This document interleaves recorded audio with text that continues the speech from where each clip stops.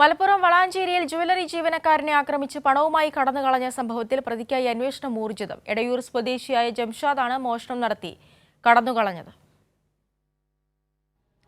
ബാങ്കിൽ സ്വർണം പണയം വെച്ചിട്ടുണ്ടെന്നും ഇതെടുക്കാൻ പണം വേണമെന്നും പറഞ്ഞാണ് ജ്വല്ലറിയിലെത്തിയത്. സ്വർണം ജ്വല്ലറിയിൽ വിൽക്കാമെന്നും ജീവനക്കാരെയും വിശ്വസിപ്പിച്ചു.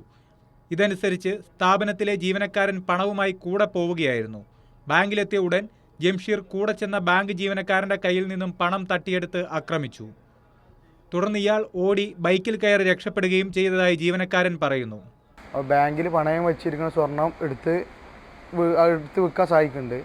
അപ്പോൾ അതേമാതിരി ബാങ്കിൽ നിന്ന് എടുക്കണമെന്ന് പറഞ്ഞു. അപ്പോൾ എടുക്കാമെന്ന് പറഞ്ഞു. എന്നിട്ട് അങ്ങനെ ഞങ്ങൾ ഓലെ കൂടെ പോയി.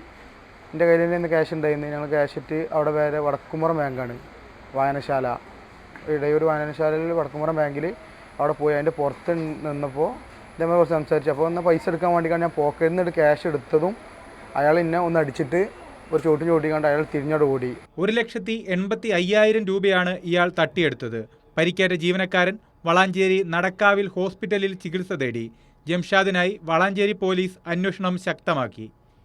കൈരളി ന്യൂസ്, മലപ്പുറം.